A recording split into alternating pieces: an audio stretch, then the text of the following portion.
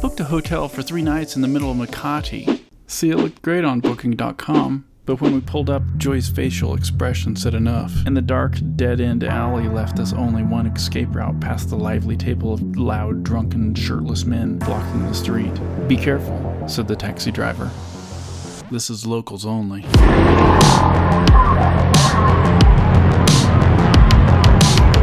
But with Joy's help, I was able to experience a side of Makati that most foreigners wouldn't venture into on their own. It's not that I felt in danger, but ignorance can be your enemy. But traveling with a Filipina gave me more access and boldness than I normally would have had. Plus, we went and checked out all the nice spots too.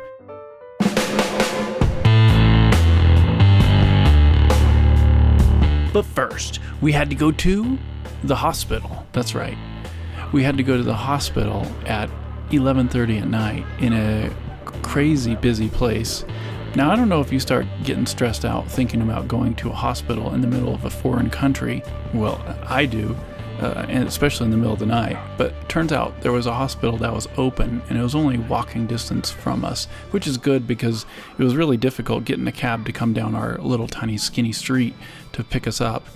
So we just decided to start walking. We see all those people drinking on the street, so it's kinda like scary. Now, Joy can handle this kind of neighborhood on her own just fine. The problem was me. Luckily, the city blocks were really short, but when we got to the hospital, there was nothing there.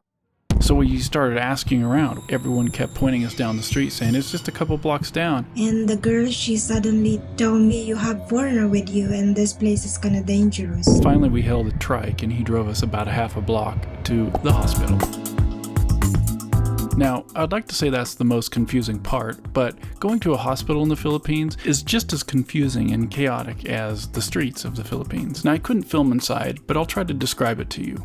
Everything felt makeshift, but on a grand scale. Security guards were everywhere to check your papers and direct you to the next person. Through corridors of stretchers and temporary-looking desks full of administration, we felt like contestants on a game show trying to get through a labyrinth of confusion. But at the end, it only cost 200 pesos, and we felt very taken care of.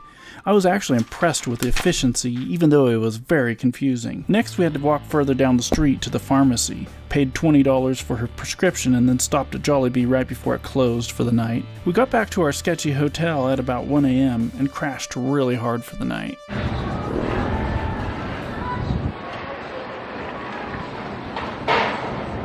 After a night of nervous contemplation about my hotel picking skills, I decided to make the most of it, so I got out my camera and started filming. Not to mention it was daytime, so that made me feel a little better too. We walked down the street to try to find a bike that would take us to BGC, and we stumbled across some people playing a strange game that looked kind of like pool.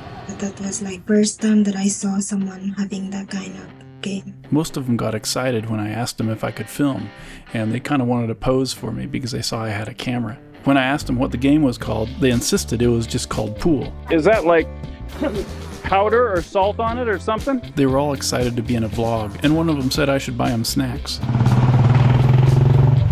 I started feeling better about this part of town because it's mostly just hardworking people trying to get by. We decided to head out for breakfast. I also needed to buy another memory card for my camera in preparation for a meeting tomorrow. I didn't realize Makati was so big.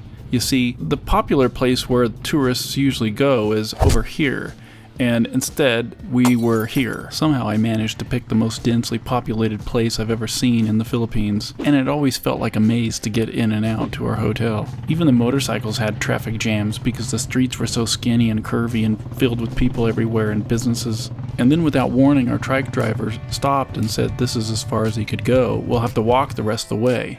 I didn't quite understand the reason for this until we crossed the street, and Trikes are kind of like a lower class transport. There are off limits here, so only cars or Grab can go here. That's how it was in the airport too. They didn't allow trikes in there, just motorcycles. And it's like a completely different feel here. Just across the street, it was like chaos. now I gotta say, everywhere you go, they serve burger steaks, and they are so good. And obviously eggs for breakfast and rice. We were in BGC now. This place is super fancy. The malls in the Philippines are huge, and I was able to find a SIM card for my camera. they had restaurant and the rope deck area, and they had garden. This is like a little park on top of this building. By the way, I like how Filipinos always point with their lifts. You can see old buildings when you're up there.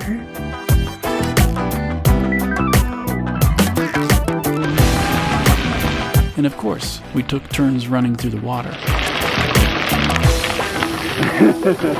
Hi, Joyce! The next morning, we met up with Patricia and Marilyn from Christian Filipina. Hi, Patricia. Patricia's the one who was my consultant. Yes. I'm on my 4th year now. 4 years helping guys like myself find a Filipina. It felt like the secret life of Walter Mitty, where Walter kept getting calls from his dating coach to help him update his profile. This is the popular chicken butt. Chicken butt. Yes. Okay. And it's the actual butt of the chicken? Yes. Onions. Tomatoes. Okay. This is the partner of flip fish. Flip fish. Oh, that looks delicious. Fermented rice with fish. And this is an egg. I don't remember what this was, but everything was delicious and the conversation was fun. I asked to meet with these ladies mainly to say hi, but also to put a face to those who helped me meet Joy. I also asked them a bunch of questions that I'll edit together into future videos. I watched your first video. I actually got teary-eyed that I was part of their journey. So I was really teary-eyed when I first saw your video. Thank you, Patricia. Now you might get tired of hearing me say this, but if you're where I was a year ago, hopeless, alone, divorced, the truth is the odds are in your favor. Give them a shot and maybe you'll just find your joy.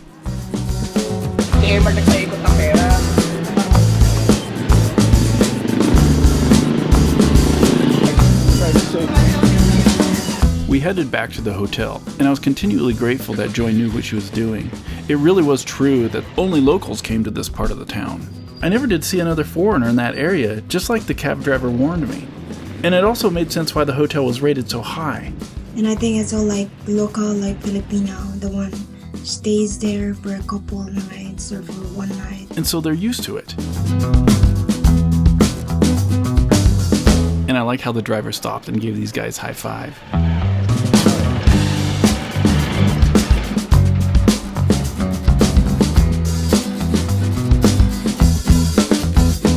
Still, it's a good experience. It was a great experience, especially with the present company. I couldn't have done it by myself.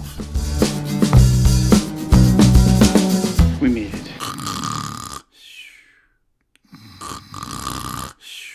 And then we go to Grenville 3. Let us continue praying for all the victims of war. And I was showing you the church. And then we walk a little bit inside the mall. This is Makati as well. This is like one of the fanciest malls I've ever seen. Makati's really big. Makati's really big. I remember 2016, I've been here and we ordered coffee and the coffee is like this small. And it's cost like $6. Like, what in the world?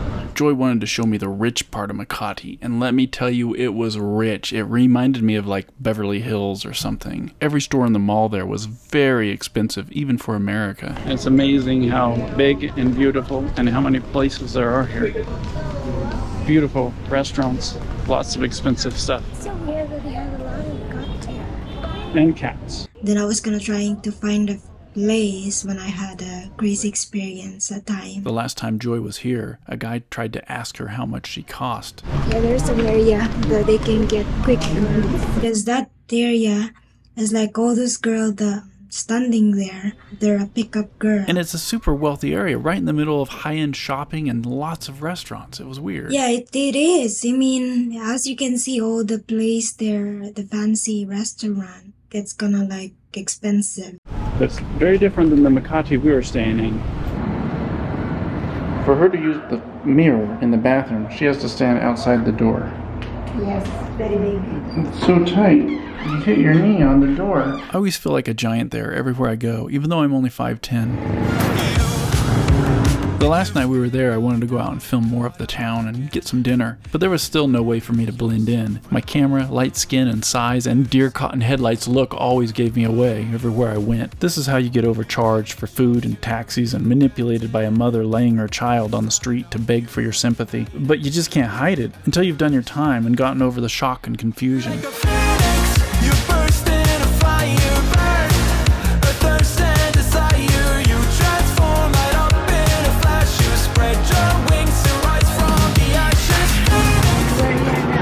Thank you. Again, the trike driver dropped us off where he could, and we had to walk the rest of the way. Now, crowds and confusion are definitely not what Joy or myself are attracted to, but we wanted to make the most of it. We were only here for 3 days. So we had to get up to the place to where we crossed the street to get into BGC, and I'll just fast forward this part so you can see the clear difference from one side of the street to the other. And then there were no trikes. We made it over to Market in BGC, and Joy and I were both hungry and tired. I had a little bit of cultural fatigue at this point, and none of the food choices sounded good. We finally found something and walked around a little bit before heading back home. It's just fresh mango shake.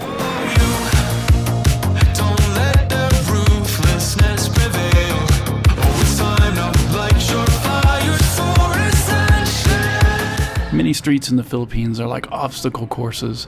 It's not easy to navigate sometimes, and I don't know how people don't get sprained ankles more often. And Joy's ease of walking with her little sandals was impressive.